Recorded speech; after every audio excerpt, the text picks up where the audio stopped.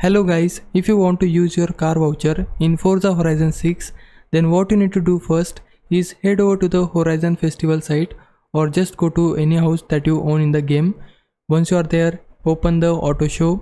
Now from here, you can basically choose any car that you want to buy. A small tip, if you want to get the most value out of your voucher, you can sort the cars by price, so the most expensive vehicles appears first.